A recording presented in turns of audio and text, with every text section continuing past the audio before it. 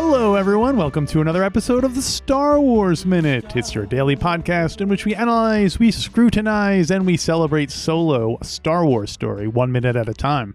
I'm Alex Robinson from alexrobinson.fun. I'm Pete the Retailer from PeteTheRetailer.fun. And I'm Riley Silverman from RileySilverman.com. Mm-hmm. Oh, revolutionary. Welcome back, Riley. Thank you. Fancy. To minute number 47 of Solo, a Star Wars story. Mm-hmm. Hey. Minute number 47, it starts off with Qi'ra asking Han to what they should drink. And it ends a minute later with Qi'ra asking Han and Beckett if they work together. Yeah. First of all, continuing from yesterday, Riley just pointed out, Chewie totally just downs the drinks, and you can see he's got a little, little drink beard there. Yeah. And, but I've been Chewie, I think, at the party, where it's just like, oh, I went to get drinks, and then your friend that you were there with is off talking to somebody else, and you just got to be like, oh, okay. Yeah, this was for me the whole time. Yeah. I have a drinking problem. It's fine. I'm large. I'm a Wookiee. It's all right. Yeah. Do you think the bar is just like open bar? Do people have to pay? Oh, this is probably open bar. This is a fancy party. Yeah. You're invited. It would be beneath him to ask people to pay. You know what I mean? That's true. Yeah. Yeah. Han and Chewie and Beckett are kind of crashing a party that's otherwise there to schmooze important guests. And right. Yeah. That makes sense. Boy, you must get scared if you have an open bar and suddenly a Wookiee walks into your establishment. You're like, oh boy, not my night. Well, that's the other thing. Like, do they drink? Like seeing Han Solo drink seemed unusual to me. I'm like, oh, all right, we don't really see that. He doesn't seem like he's a scoundrel. The first time we met him, and he's in a bar. He is in a bar. That's true. Yeah. But we don't really see him drinking in there, right? He's just we don't see anyone drinking. I think he's been drinking. I think Han drinking is not out of my realm. I also, to be fair, like I read a lot of Star Wars comics, and he definitely goes and finds bars a few times in Star Wars comics. But yeah, there is. To me, I think it's pretty within Han's character to be like he won. Even before this movie, we knew he won the Falcon in a poker in a card game. So it's that kind of game. Yeah. Sabak. I almost said poker, and I was like, that's gonna get me tweeted at.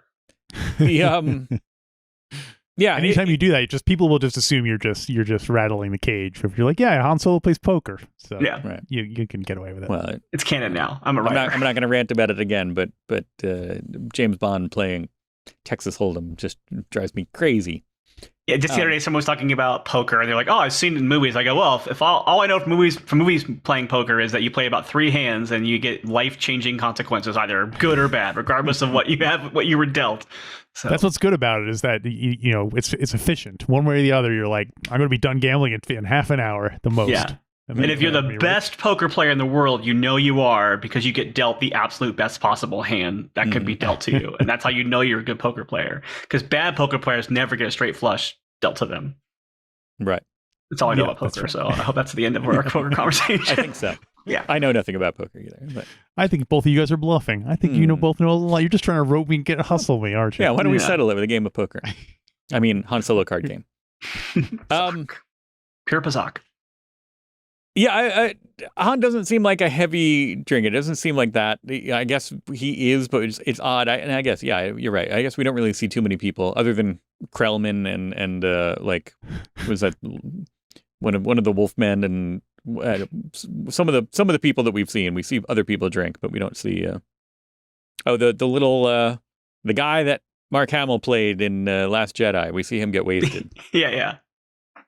Yeah, I think to be fair, we don't see a lot of people. We don't see a lot of on-screen drinking in general in Star Wars stuff. Like, we do see the occasional shot like this or the cantina, right. But most of Star Wars is taking place in rebel bases and in ships and things like that. So that might be part. It would be kind of we don't have a scene in Empire where if they're getting chased down. There are other movies where it might make sense for a Han character to pull a flask out. We're in trouble. But I feel like this is not quite that kind of filmmaking. But yeah. Although I love the idea of someone opening up a closet on the Falcon and 1,000 beer bottles come rolling out onto the deck or something like that. It's the cape closet, but since Han doesn't use capes, just his liquor cap. I got to bring in my recycling. What's the big deal? Get 5 credits back for each of these. Well, speaking of the Falcon, we get a little bit of nostalgia here from Qi'ra, where she's like, "Oh, did you ever get that ship that we were gonna fly away?" And to me, this is like the most clearly that she does not take him seriously. This is like it's like she's talking to like a boy. Like, "Oh, did you ever grow up to be an astronaut like you wanted to be?" Remember that when you wanted to be an astronaut? Yeah, that's what that is. Technically, he did grow up to be an astronaut. He flies in space. Yeah, it's ironic. So yeah. But yeah, it seems very. In fact, she doesn't really. It seems very telling to me that in this minute he's also like, yeah, I'm working on a really big deal, and it's only after that she knows he has some deal in mind that she suddenly starts being like, oh, it's so good to see you, and so I think that at that point she's like, all right, I got to start at least casting out the line here because this might be something that Troy and Voss would want to see. Yeah. Because she knows, I mean, like, he's here for some reason. So if there's a deal going down involving somebody who's here, I got to know more about it. Yeah.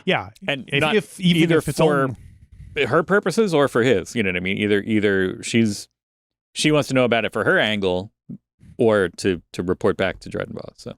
Yeah, because we know from the end of the last minute, you know, I mentioned the Galaxy's Edge connection to Doc Undar. We know from that comment that she knows who everybody at this party is. She knows she knows what angles they're working and stuff like that. So when Han shows up, she's like, this is not someone that I have accounted for in this party previously. So she's like, why is he here? Which is why she's schmoozing him a little bit in the previous minute. And now this minute is where she's like starting to figure out, okay, this is why he's here. And then when Beckett walks up, that's when she's finally like, okay, I've put all these pieces together now. I've made my tower. Right. Yeah. Good way of putting it. We got a quote of sorts. A quote. We got a quote because quotable. Han Solo is quoting somebody who he hasn't met yet, named Obi-Wan Kenobi. Because when Obi-Wan Kenobi went to Kamino, he said what Han Solo says. When Han's like, I'm working on a big deal. She was like, really? You are? And he's like, yeah, that's why I'm here. So, a phrase that no one would ever say unless quoting somebody else. Exactly. He's quoting. He hasn't met Obi-Wan Kenobi, but he's quoting him. He doesn't know.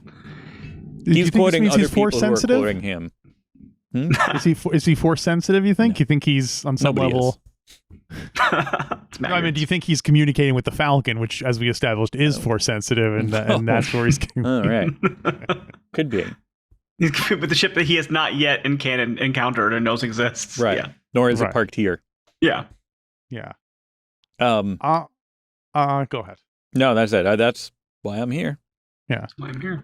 This is the first time we see Tobias Beckett. How do you feel about Woody Harrelson, Riley?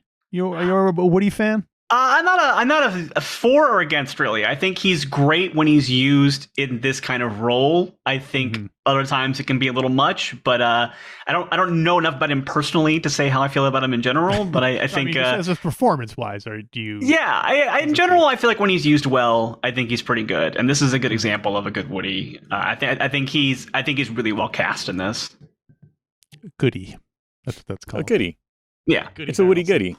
The Woody goody, yeah. I'm trying to think of an example of a bad Woody. Like I'm trying to think of like a time when I haven't thought he was great in something that he was cast in, but I'm sure there is something. But this is definitely one of the ones that's a little better. This reminds this, yeah. What's that? Spawn. That was I was trying to think of other things. I try to think about that less I can. So yeah. How about Emilia Clarke? I like her. I think this movie, I think like, especially talking about the last minute where her body language and the way she moves those things around, I think that's pretty skilled acting that's going on with that. And yeah, I think she got a lot of flack for Game of Thrones kind of stuff, but I feel like this movie really kind of shows that she has some range. And yeah, I think the first time, especially I saw this movie, I definitely wasn't sure how to feel about Qi'ra, like what angle she was playing, whose side she was on, and stuff like that. And so I think that's a mark of her ability as an actor to perform that. And yeah, I think she also wears capes very well in this film. So fan of that as well. Now wait, I have to back up a second. Woody Harrelson was not in Spawn. Are you thinking of Carnage? I was Venom too. Venom, that's what I was thinking. I have not seen that, so I don't know how he was in that. I get all my comics that you never read in the 90s for 200, Alex? Yeah, I get all my McFarlane projects mixed up. They're all the same thing. All right. Woody's a good actor for this kind of role because he often plays both types of it. Like he plays the kind of outlaw that you can trust and the outlaw that you can't trust. So, and he knows how to do it both. And so you're never 100% like you kind of know the whole movie that you can't trust Beckett, but you also don't know that. It's a really interesting kind of like mix of things. It's not like they have Tom Hanks playing the mentor, because then you'd be like, oh, he never plays bad guys. So yeah, so you're either like really sure he's gonna be the bad guy, or you're like never see it coming. One of the two. Right. Yeah, here we do get speaking of Emilia Clarke and her thing, we get her. This is the reaction I think you were talking about, where when she turns it on, kind of here, because she's like, oh, like this is great. Like she says, I've thought about you a lot. Like, and it like, it's almost like she's like fanning herself. She's like, I've thought about you a lot, and it makes me stars. Yeah. And then he's like, yes, go on. And then all of a sudden Beckett's just like, hey, like it's almost like that. It's almost like sitcom level, like, every time I think about you, hey, there you are. Like, yeah. So close. Yeah. Right. This is what gave Han the idea to be interrupted by 3PO when him and they were making out in the Falcon. He's using the Force again. Yeah. He knows what's going to happen later in life too. And Han's thing is he likes being interrupted while he's talking to women he has feelings for. Right. That's what anytime he's got a droid around, he's like, okay, if you see me talking to a woman, just interrupt me, because it's like my thing, right? Like it's like a bit. You just leave wanting more. That's right. You never have to Although now, based on us talking about that, I do want to see, maybe once we get the kind of deep fake CGI technology going, and we can put James Dean in a Vietnam movie. Let's get. I want to see John Ritter as Han Solo. Because in that kind of a situation where he's like, like he's talking to the girl and all of a sudden he gets interrupted, I want to see he would like fall over the couch or something, or like be like, what? Do like a good. That's so funny. Just the other day, my brother and I think we're talking about the idea of Don Knotts. Oh, we were talking about the idea of Don Knotts being in The Godfather. But we were saying Star Wars would be funny too. Him being like Han Solo, Don Knotts as Han Solo. I would Don Knotts in anything. I'm all for it. True.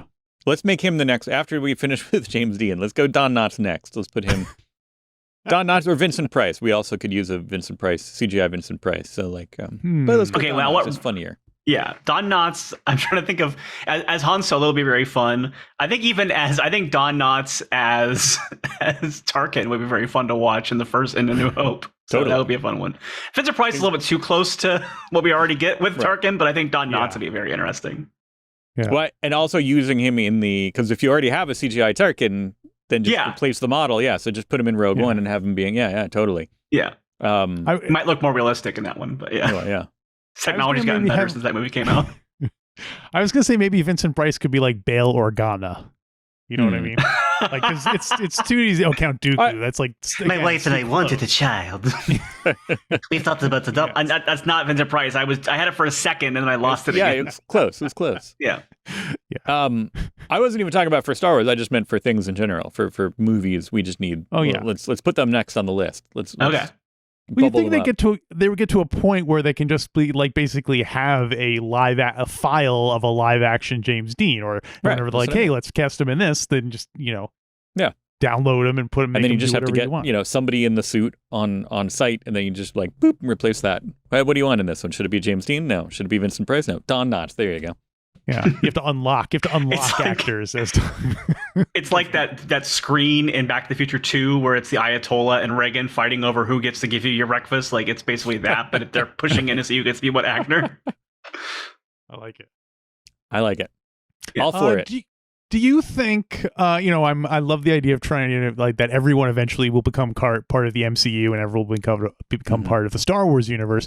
Will Peter Dinklage, already in Marvel, do you think he'll ever be in a Star Wars? Oh, I forgot that he was, not Etrigan. Etrigan's the DC demon. What's the He's the guy who forges Thor's hammer. Yeah. Eitri? I want to think that he'll be that exact same character in Star Wars. Like, they'll just come to that same forge, but it's somewhere in the Star Wars galaxy, and he's just still at it. Like it. A tree. A tree. I feel like you could see a Dinklage in Star Wars, but I think he would actively make sure to not play an alien. I think he would have to be like a human that is also a dwarf, so it wouldn't be some like alien coded as like that kind of thing. I don't think he would do a Warwick Davis kind of move. I think he would be very like prickly about it. Yeah, that's kind of his thing. But so. Yeah, and it's not being prickly, just being like, no, yeah, yeah. Prickly is a wrong term. It was kind of insensitive of me to say it that way. I meant it more like he's definitely someone who is actively really concerned of representation for yeah, exactly. No, but that's a different aspect of him. I think he happens to be a jerk, and he also happens to be someone who I have no idea if he's a jerk or not. I have no idea. But he is someone who the guy who was very vocal about Disney making a Seven Dwarfs movie right now because hey, can we move on past this? So I feel like he would not be as excited to play an Ewok the way that of Warwick Davis might be. I think he would want to play he might play a villain, he might play an Imperial, or he might play an officer in that regard, but he would be Peter Dinklage in just in the uniform and stuff like that. I think. I agree. Yeah, I think for him to accept that, he has to he would have that kind of caveat of being like, if you want me, you're gonna get me. Like, you're not just gonna get you're not going to put me in a suit. But like a lot of, they've had a thing with that. They're going to put me in one of your suits. Yeah. A lot of people. Peter Dinklage as like R5D4 inside the. That's like the Gwendolyn Christie was basically that same thing, where she was just inside the suit the whole time. What a waste of Gwendolyn Christie. I mean, I like Phasma as a character, but what a waste of Gwendolyn Christie. And all kinds of crazy. Lupita Nyong'o and all these people who are really good, and they're in a Star Wars, and their characters are good, but like it's like, all right, well, Lupita specifically wanted to do a CGI. She wanted to. So you tell me. And I think Maz has a little bit more performative elements to her than Phasma does. Phasma kind of just barks orders. Yeah, especially R5. Yeah, but I mean, Maz is I love Maz as a character, so maybe I'm biased by saying that, but I do feel like Lupita got to do enough fun voice acting stuff with Maz to kind of give her some energy in her own. Like Maz. Like, same as I'm sure Frank Oz isn't mad that he played Yoda in that same regard. Like, I'm sure he's happy to have. Yeah. Right. Frank Maz. Was Maz in the episode? Was she in Rise of Skywalker? Yeah. Mm-hmm. She's there. She's attending Leia when Leia passes away. Okay. Mm-hmm. Yeah. Yeah. I almost feel like they, how Harrison Ford was like, I don't think I should come back. Like, I feel like Maz should have just been in the first one, because he really, other than just kind of a little cameo. I mean, obviously doesn't do any harm to have a little cameo, but it's kind of like, why was she even in the or the other way? I think in the third one, she's there to fill in the gaps in lines that they could not replicate with Carrie Fisher. I think that's what Maz's job is to do. It's kind of like add a couple of extra lines towards the later part of the movie. Right. And I think, I don't know, that I feel like they should have gone the other way. I think she should have had a slightly bigger part in Last Jedi. I agree. Yeah. And I agree but if they weren't going to use her more, why bother? You know what I mean? Like, I would much rather. I'm all for more aliens and space creatures of any kind. I think it's a weakness of the Disney movies is that we have not gotten a really CGI Yoda Gollum level special effects kind of thing. Like a alien creature should now be Jar Jar the Next Generation. We've had a lot of droids become pretty major characters in these stories. We haven't really had an alien who becomes a vocal, like Chewbacca. We have, but we never get Chewbacca's inner thoughts or an arc for Chewbacca. He's just kind of there being a good utility character. I'll even settle for an alien. I'll even settle for another alien like Chewbacca, who's just there hanging out and part of the gang, but something. We have that in the cartoons, but not it. We have it in Rebels. We don't have it in a movie, and I think a movie needs it. I think you're right about that. Were they scared off by Jar Jar? Do you think they're just not going to? Yeah, exactly. They took the wrong lessons from Jar Jar Binks. That it's possible. That it. Well, and the kind of anti-CGI, the whole thing now is everyone's like, look, it's all practical effects. So, there doesn't seem to be as much, drive in that. Yeah, which is unfortunate because I think Marvel is doing a great job with the MCU TV shows of having characters that are CGI rendered throughout the entire show. Right. I think, including our own Dryden Voss as Vision in WandaVision. Like, I was blown away when I found out that was all done digitally and wasn't a practical effect that he had on his face the whole time. So. Oh, wow. I did not know that. So, yeah. Yeah, it was in that assembled thing. Basically, I think they like maybe painted it and that's it. And they put like dots on his face. And then everything else is done digitally. Wow, that's crazy. Yeah. I assume that was true for the movies too, or was it? It might have been like late. I'm sure by the time they got to Endgame and that it probably was, but I think I don't know about it for like when he was first introduced in whatever one was, Ultron, whatever second Avengers movie. I can't remember what it's called off the top of my head. Mm-hmm. I'm in Star Wars mode right now. Yes, I'm too busy saying wrong things about Star Wars. I can't start saying more wrong things about Marvel. Let's talk about Justice League for a second. Now, do you? No. Let's talk about the Den of Iniquities. Right. Well, yeah. Going back, Qi'ra. Let's talk about Qi'ra for a second. Qi'ra. I like Qi'ra. Qi'ra knows Beckett. We find out. Well, I guess through Dryden Voss. Yeah. But it's an interesting and it speaks to not only Qi'ra's history but Beckett's history, and it's a good, it's world building. It's been like, oh yeah, like she knows him by name. You know what I mean? That she's like, oh yeah, you like. It's not like that guy. Yeah. Who works here? It's literally like Beckett. It speaks to the fact that Han is coming into this situation that Qi'ra has gotten herself already very entrenched into, and she has already like really dug into this world. She hasn't just shown up. She's had like a history and a past here, and Han is like coming into it, and he's very much the outsider in this mix right now. Right. Yeah, it's a good conversational world building. It's good stuff.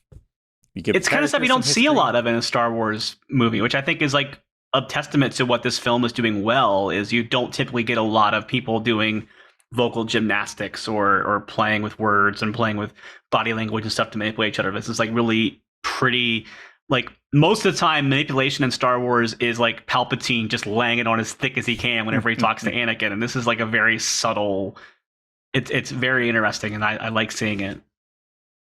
Yeah. This is much more of a like, at least this part of the movie is much more like we said, much more like a human based, and even up until the finale, it's not really about a space battle or anything. It's about a bunch of people in a room, fighting, but it's just more of a personal story as opposed to space epic. Mm-hmm. So yeah.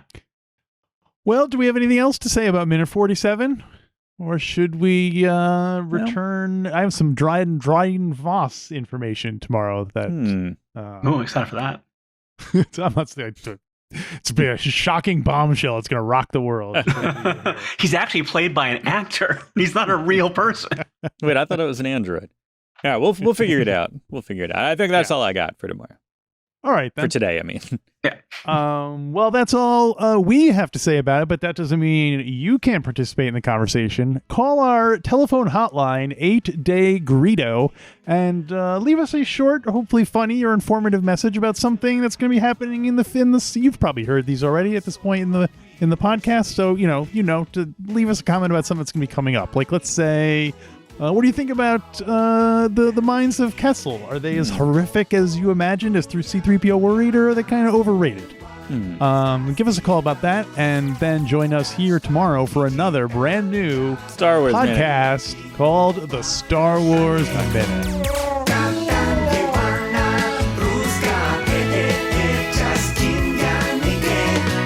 Oh, wow.